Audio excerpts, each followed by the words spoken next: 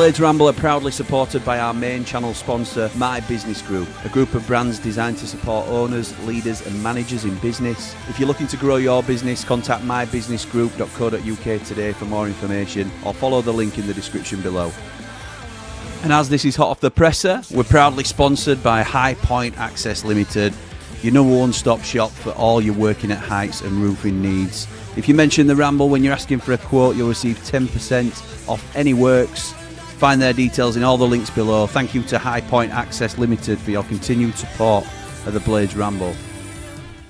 Blades fans, subscribe to Blades Ramble. Up the Blades.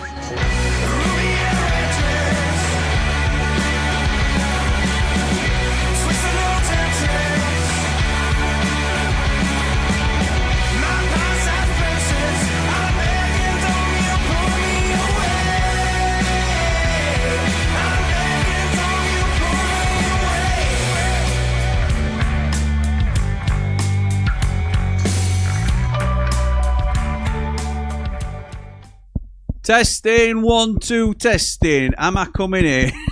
What is happening, Blades? And welcome back to the Blades Ramble. I am, of course, Jimmy, and this is hot off the presser. Breaking news. Ruben Selles has been found. He is alive and well.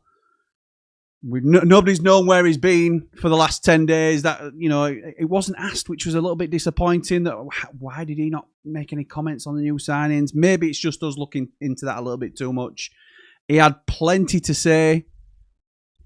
And let's get into it. Let's just get into it. I've again, jotted it down as quickly as I possibly could.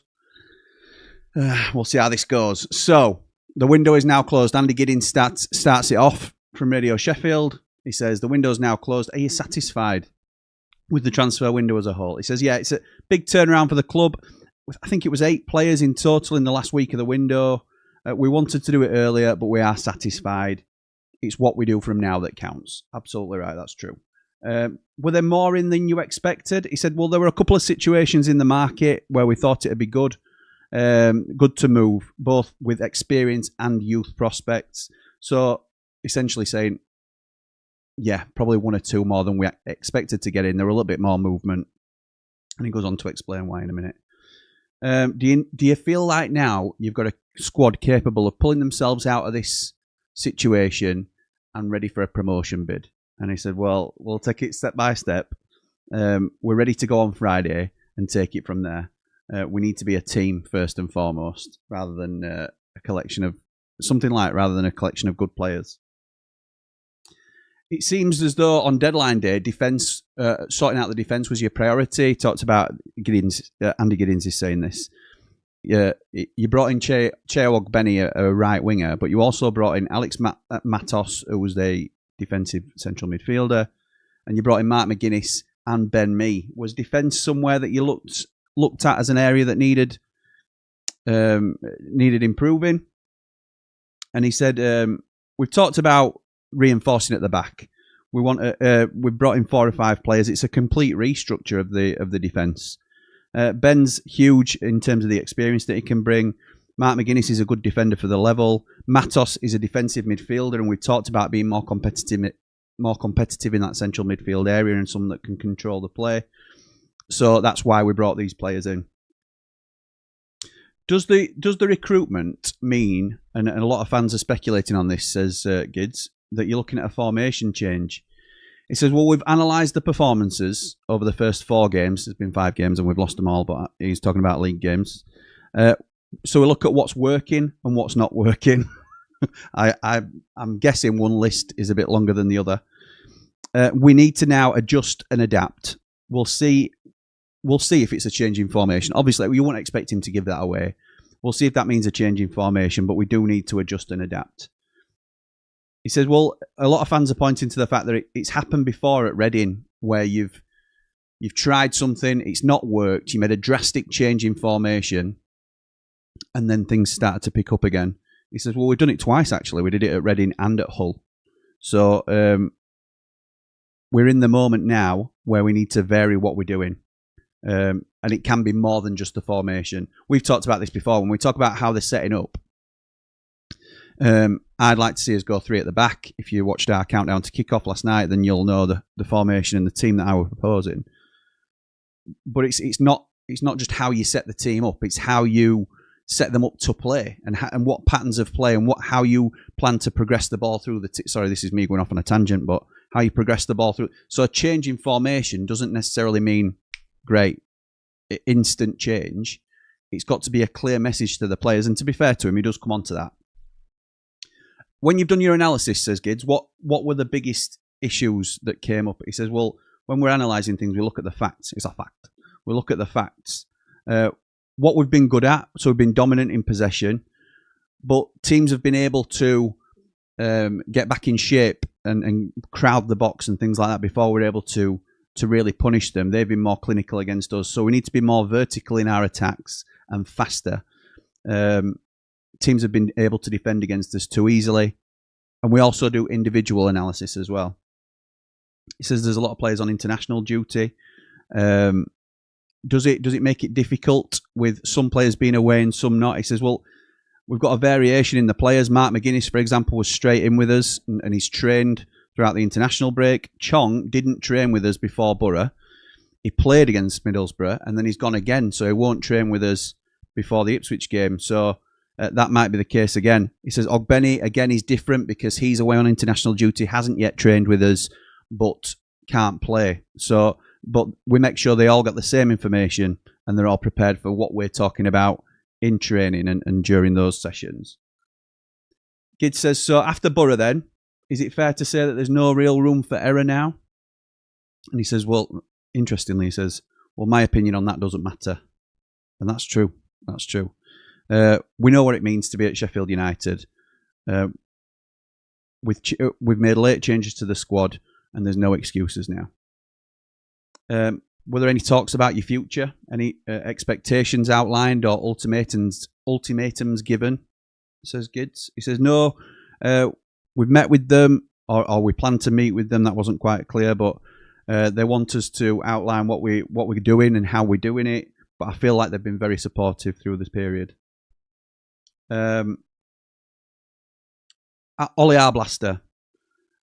Gids said that they've been speaking to him, to Ollie, and he was saying he had expected previously to be back training with the squad now, but he's not. What's the situation there? He says, no, he's not training. We had a setback, unfortunately, some weeks ago. It's now going to be another, he said, month and a half to 2 months. So looking at the beginning of November with that projection, something that I think we'd spoken about on the channel previously. So Gid says, does that mean he'll be back training with you by then, so maybe won't be able to play up until around Christmas time? He says, I'm not going to put an exact moment on it. All injuries, ACL injuries are difficult. Once he's back, we'll try and get him a little bit of football, maybe with the under-21s. Then we'll bring him back into the fold with the senior side. Hopefully it'll be before Christmas, but we don't want to risk him. And that's sensible. It's unfortunate, but sensible. What about Tom Davis then, says Gids? He says he's been training, not fully, but hopefully he'll be available to play next week, which is good. Any other injury concerns, says Gids? No, not right now. Everyone's fine, including those that have been away on international duty. What about Ipswich then? He says, they have also had a poor start, which shows you can't really predict the league from the off, can you? He says, no, we've played against them before, Kieran's Ipswich side, when we were at Reading in League One. They've had a great rise from League One to the Premier League. It's a good challenge for us to show that we can compete with them. And Gids says again, it shows that you don't know what to expect in this league. And he says, yeah, that should be the mindset, that the next game could be your very last game. It's a hard league, and that's our mentality. We're competitive. We need to take the. We need to take it. We need to go and get the points.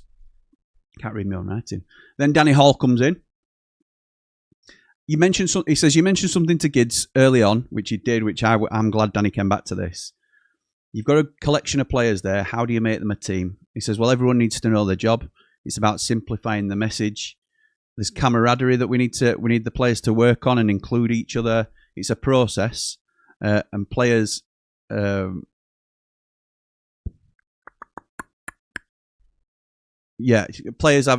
Players need to come together. do you take the pressure? How do you take the pressure off the players in a time like this? Says Danny, because you want them to be brave in the way that they're playing, but it's easy for them to go into the self. He says, yeah, there's always a danger that players will be introverted when things aren't going well. So the messages have to be simple but effective. You have to protect the players and allow them to focus on the football.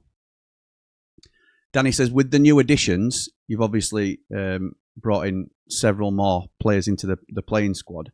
How do you keep everyone? Have you got a challenge now to keep everyone involved? And essentially, what I assume he was meaning, without putting words in his mouth, was how do you keep everyone happy? He says, there's now a competitiveness in the squad. It's not about them as individuals. It's about the team. It's about something bigger. How do you train? How do you get on day to day? How do you get yourself into the team to be at your best?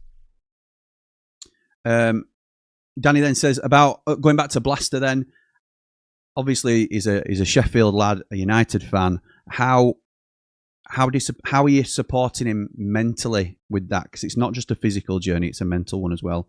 He says we've got a great support around all the players. It's not just me. There's other staff as well. We create programs for him, which includes relaxation time as well. We're giving him the support he deserves, and that's very important. What about Nathan Redmond then, says Danny? He says he's no longer training with us, and we wish him all the best. Can you talk to us about Jack Robinson then, and why the decision was made on deadline day to let him go? He says, first of all, we need to pay respect for the 5 years service he's given us, and he was our captain.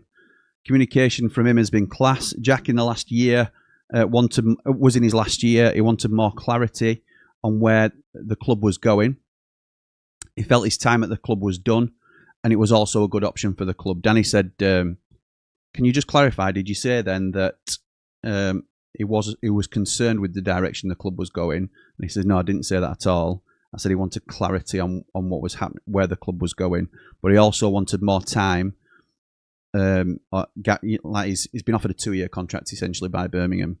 He had 1 year left on his deal with us, and that's why I think we've done the deal, and we've thought it's a good deal for the club. So no departures as well.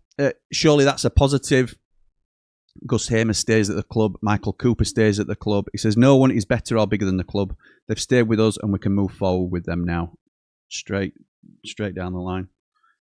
What about the loans out then situation? Like young players like Louis Marsh.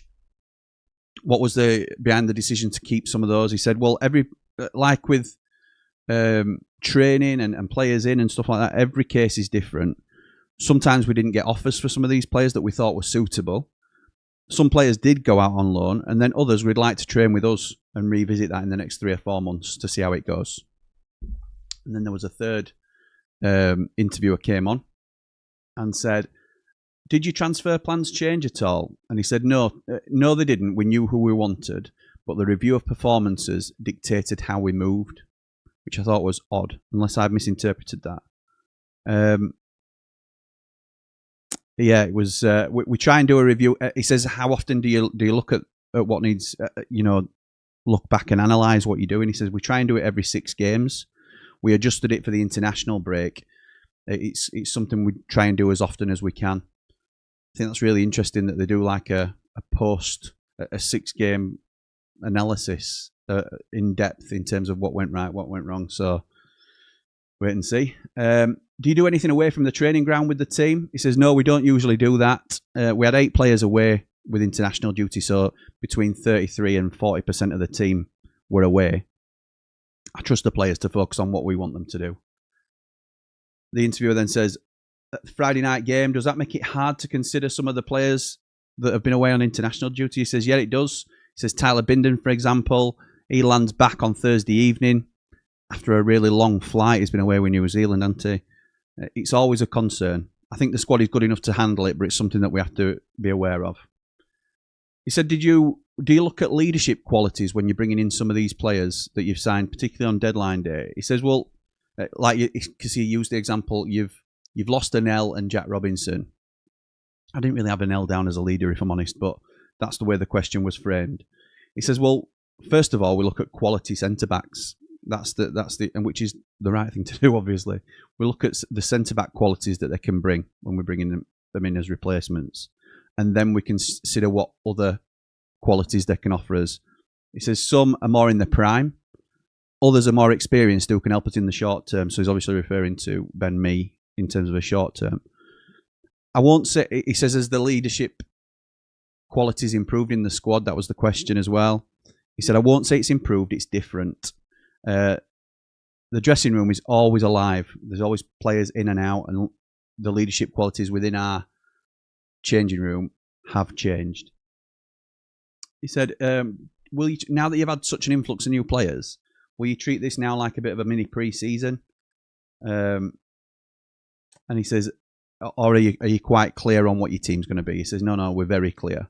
And we don't have time. We need the next two to treat the next 2 games as pre-season. We have to go now and we have to get the points. And he's right. That's absolutely right. And the last question was, how do you get the info to the players? And he says, we send all the documentation to them, and we also send them videos too, so they know what we've been doing in training while they're away, which I thought was interesting as well. So, yeah, quite a interesting and thorough presser. There's a couple of bits that I thought could have been pressed a little bit more, if I'm honest. He always speaks quite well, I think. But, yeah, I'm not so sure. I'm going to see what you guys think anyway. So, where do we start? Let's have a look. David starts us off. Afternoon, Jimmy. Hope you're well. Up all the rambles, up the blades, like and subscribe, and hype. Thank you, mate. Afternoon, Jimmy, says Neil. From Neil the Tie Blade. I hope you're good. It'll be interesting to hear what Ruben has to say now. We have depth in the squad and some quality defenders. Still have my doubts about, I assume you mean RS. Yeah, Ruben says. Yeah, I think a few of us have doubts. Do you think it's 2 questions? Because next time you see me will be for the watch along on Friday. So 2 questions I have. If we get beat, does he get the sack? And do you think there's going to be a formation change? I think there's every chance we could see 3 at the back now. After that presser, I think there's a chance we go 3 at the back. It might be more of a 3-4-3. I still think he'll use his Louis Barry and potentially Andre Brooks as opposed to the team that I put forward. But I think there's a strong chance we go 3 at the back. And it was mentioned in our Platinum chat this morning that, because before we've been building up to it and sort of saying, well, you can't have Wrexham as his, not Wrexham, chuffing all that's a Freudian slip into it. You can't have Ipswich as a measuring stick for whether he keeps his job or not. But it were rightly said this morning. So I've had that mentality. Well, they can't sack him after losing at Ipswich because everybody's going to lose at Ipswich unless he gets hammered or completely outclassed. Is this the case of, well, if we get beat at Ipswich again, they don't want a new manager to have Ipswich away as their first fixture because there's not as much a chance that you get off to a winning start. I'm not saying that's the reason he hasn't gone, but that is food for thought as to why he may not have gone. So whether you think that's true or not, that'd be interesting to know. Rob says, afternoon, Jimmy. Hope you and the family are doing well. We are, mate. Thank you. I appreciate that. When Sayers said back 4 or 5 when talking about the signings, I was optimistic of a change in formation. Then he said vertical again. I think vertical, what he means is just get the ball quickly as possible. Get the ball forward as quickly as possible. I think that's the most simplistic way of determining what he's talking about. He's not really been very clear with that, but I think what he means is get it from back to front as soon as possible. Not necessarily long ball, but being quick in the transition. So we'll see. Get this man out of our club, says Rye. Say what you think, pal. Say what you think. Carl says, do you think these are Sayers signings, as he doesn't seem to have said a lot about them up to now? Up the blades, up all the rambles, like and subscribe. Again, that's something I would... He's going to say yes, he's had some involvement. If he was questioned over whether these were his signings, he's going to say yes. He's going to say he had involvement. And I'm sure he did have some level of involvement. But I'd like to have known why there was no comment from him on any of the signings. I think that was... yeah, really interesting omission. John says, might sound a bit dramatic, Jim, but I believe this is United's biggest game for a few years. We must get a result. There can be no excuses with the players we have. Up the blades, up all the rambles. Like and subscribe. Thank you, mate. Reese says, I hate this limbo where it feels like we're just waiting for a manager to be inevitably sacked. Me too. Me too. Might get a couple of results, but it's only a matter of time. It's clearly not the future of the club. That's how I feel at the moment, unfortunately. Drew says, hopefully we've all been completely wrong about Ruben and there's a competent looking team on Friday, but I don't see it happening. They've given us no reason to believe that we will go and beat Ipswich, have they? They've given us no reason. But we can't stop thinking that we can. Or at least try and think that we can. Particularly now with the new influx of signings. So there's no other rabbits to pull out of the hat now, are there? In terms of signing announcements. We can't get out of jail now with, oh, well, it's been another bad result, so let's go and sign another couple of quality players. We've got all the quality in that we need now. So it's put up or shut up time, isn't it? Up the blades and up the ramble, says Matthew. Thank you, pal. John says, hi, Jimmy. I hope we get some clarity from Ruben about formations and playing style, whether we have the flexibility to spend on a free agent, if he can improve us in a key position. Up the blades, up the ramble, like and subscribe. I'll be surprised now, John. I think we're not bloated as a squad, but I think we're almost at capacity. We can probably fit. I would imagine the wages are quite high. The spend has been quite high in terms of we haven't recouped money that we've lost in parachutes, which we've done in years gone by. I would be surprised to see us bring a free agent in now at this stage. Cooler King says, afternoon, Jimmy. I think as long as there's defensive signs of definite signs of improvement, then Sayers will get 2 or 3 more games. If it's an absolute battering, which I doubt, then he's toast. Yeah. Come on, Jimmy. Someone's skiving at work. Bloody hell. As soon as he finished, I think I was 2 minutes and then I were on. So we're good. He's just finished his presser. Yes. Thank you. Thank you, Danny. Afternoon, Jimmy says, Pete, listening to that, I reckon a back 5. He sort of alluded to it, up the blades, up the right. Yeah, he certainly didn't steer away from it, did he, Pete? So we'll see. We'll see. Danny says, was on call, so missed what he said. So waiting for Jimmy to catch up. Nice. Nice. Thank you, mate. David Vinter says, doesn't matter what we think of Sayers. We need to back him whilst he's here. Correct. Can't wait to get to Ipswich on Friday. Looking forward to the new squad. Let's hope he picks the right team. Let's get behind the team no matter what. Absolutely right, pal. We will. We'll definitely do that. Dempsey says, genuinely think we'd be better off going with the back 5 and sending Bindon and Barry back early if at all possible. Invest in January if we look like contenders. Godfrey, me, Tanganga, the 3. Yeah, I think we'll utilise wingers in the system. Ogbenny screams that to me, to be honest. If Ogbenny hadn't come in on deadline day, then I would be convinced that we're going to a back 3. But I just think it's a strange one to bring in a high-sided right winger if we're not continuing with the wingers in terms of Louis Barry's here, obviously, as well.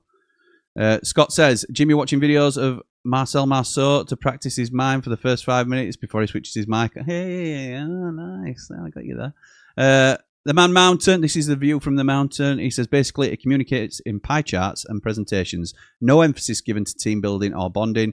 Relationships are a vital part of any team, and he doesn't have the nous to acknowledge that. He sort of skirted around the questions around how do you integrate new players into the team. They have to build camaraderie and stuff like that. He's not done anything to sort of help that flourish or anything like that. So we're making assumptions, aren't we? But I'm with you, mate. I'm with you. Rich says, meh, can't get on board with anything he says, if I'm honest. I want us to win Friday, and I don't all at the same time. Up the blades, up the ramble. Divano says, blades are nothing without Wilder. Clearly not a blade. Ray says, in other words, then he's robotic. Possibly. Matt says, I'm certainly not pro Sayers, but for a bit of context, Wilder got 4 points from the same 4 league fixtures last season to Ruben's 0. Let's hope for a win at Ipswich. If not, we'll be fine with a new man. Up the blades, up the ramble. Man Mountain says, you can imagine the PowerPoints just drowning in information. I'm exactly where I was. This bloke is miles off what's needed. Can't believe what I'm hearing from him. Nobody is advising him here. That's not exactly where you were. That's not exactly where you were. But I know what you mean. Since the first competitive game. Big T says, I can hear the first 2 minutes of a live. That's a nice change. All right, T. All right. Bloody hell. Lee says, I'm sat with Ipswich fans Friday. My mate said not to say anything when we score. No danger of that. Looking forward to bad tactics, making new good players look lost, adjust and adapt. It was obvious this was going to happen. Is he drinking in the day? Alessandro says, we look at what's working. Zilch, nada, nothing. Yeah. He says we look at what's working, like we've dominated possession in some games, in most games. Well, that means absolutely zero unless you do anything with it. What else have we done good? He couldn't pinpoint anything else that we'd done well. Hi, Jimmy. As the saying goes, if it ain't broke, why fix it? Hashtag formation. Well, there's several ways I could take this comment, Andy, to be fair. If it ain't broke, why fix it? That could be go back to the managerial change, which we're not going to harp on about because that's been done. The formation is broken. Well, certainly the playing style is broken. The formation worked last season, playing it a different way. So it's not necessarily the formation that's broken. It's the style of play. And he can't implement it with this, or he hasn't been able to as yet. But we'll be there, won't we? We'll be backing him Friday night. Beast Boy says, morning, Jimmy. Morning. Morning, Beast Boy. If Cannon is on the bench for the game against Ipswich, I'll be very disappointed. He's just not good enough. Well, I think you'll be very disappointed, to be honest. Lee says, Cannon's been misused. We aren't playing to his game, so it's harsh to judge him at the minute. I agree with that. We should not get absolutely pumped on Friday. The depth is good enough. I reckon we draw. Lee, Cannon is woeful. He's not a professional football player. He's not good at anything. He has no strength. Scoring penalties to inflate your goal tally is not a skill. And didn't he score more in 6 months last season than Brewster scored in 5 years at Sheffield United? I think that's the case, Beast Boy, and I know you're Brewster's biggest fan, so just a bit of context there. Do you think that our best 11 is now better than last season's best 11? Yeah, I do. Yeah, I do. I think our best 11 is better than last year's team, and it'll be criminal if we can't get a tune out of them. It'll certainly be a sackable offence, Mark. Chuzzer says, I can't believe the 1 week I was seeing Robbo throw our new striker to the ground, and 2 weeks later, 2 weeks later he's signed for us. Couldn't get my head around that either, to be honest. I expected him to go. I didn't expect him to go to Birmingham. Matty says, sorry, I just don't think it'll work for him. Would love to be proved wrong. So would I. So who wears the armband now, says Tim the Chin. You would expect it to be Gus, just because he's been wearing it. But if we are going to make a statement and Ben Mee is fit enough to play, I would give it to Ben Mee, personally. But it won't shock me if Gus wears it. I reckon if we get hammered embarrassingly, say 3-0 or more, he's gone. Otherwise, he'll get till the next international break, which fittingly would mean his last game would be Hull. I don't think he gets that long if it don't turn dramatically. Luke says the result for me doesn't get him the sack Friday. It's the performance. That's been the worst thing about this run, hasn't it? It's been the performances. We've only lost 1-0 in a couple of games, but the performances have been horrific. Craig says, hi, Jimmy, listening to you from Turkey. Nice, mate. Now keeping me informed on all things United. Well, we've now got more experienced players in, which we needed, so no excuses from now on. Get them in their preferred positions and let's go for it. Up the Blades, up the Ramble. Mon chapeau. Yes, mate. Mon chapeau. Have a great holiday, pal, and I'll hopefully speak to you when you get back. Brand says, hi, Jim. He's absolutely clueless. He completely bypasses any criticism from the media that is actively regressed the team that finished third into relegation fodder. Get this fraud out. Wow. I think formation change is incoming. Probably One right wing back, says David. Coops midfield, defence. But I'm positive of a result on Friday. Okay, we'll wait and see. Be me and Job Motson on Friday doing the watch along if you're there, and then we'll be straight into 90 after 90 afterwards. Brett says, regardless of manager, the players are professionals and been playing a high level since kids, should be able to adapt on the pitch. Yeah, agreed.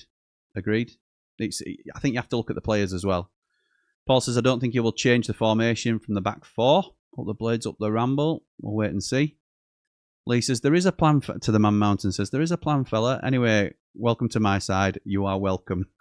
Cooler King says, 4 goals in a single match only counts as 1, according to Andy the Blade. Yes, it does. Ridiculous. That's what I call dad math or ATB math. Phil says, afternoon, Jim. Got to play 5 at the back for me. Hamer on the left and O'Hare in the 10. So where does Barry play? Does Barry go to the right because Ogbenny can't play? Interesting, Phil. Interesting, mate.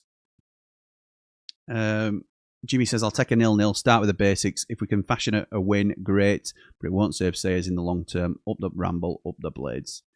Sonny Glasby of Glasby's Pallets, sponsors of Ramble FC and Behind the Ramble. Thanks for your support, pal. It says, morning, Ramble. Jimmy, can you lend him your mic and set up? Then at least we didn't have to hear half the press conference. Up the Ramble, up the Blades. Like and subscribe. Dooley's left legs says, I think we've got to give new signings a few games and not get straight on their back. It's a really awkward situation as the manager's not up to it, but booing, etc., is just going to make confidence lower. I think that's a really fair point. Yeah, we can't be booing or cheering when players get taken off or anything like that. I think there'll be a lot more optimism because I think there's going to be popular players on the pitch now. I think, you know, other players have divided opinion in the past, but I don't want the odd one, say Tom Cannon, for example, to come on and not be supported. It'd be really poor, that. Lee says, Jim, all is okay. I saw a bloke shouting at a free and his feet in the car park. He said he can take charge Friday. Brett says, do you think you should have had a sniff for Patrick Roberts cracking at this level? No. I'm happy with Ogbenny. Look, Patrick Roberts would have fit what we wanted to do. I'm not as convinced about Patrick Roberts, to be honest. He didn't always start for Sunderland in their promotion side last season. But anyway, that's where we are. So I am going to call it there. We have got through the press conference. I've got through all the comments. Thank you to everybody that's joined me.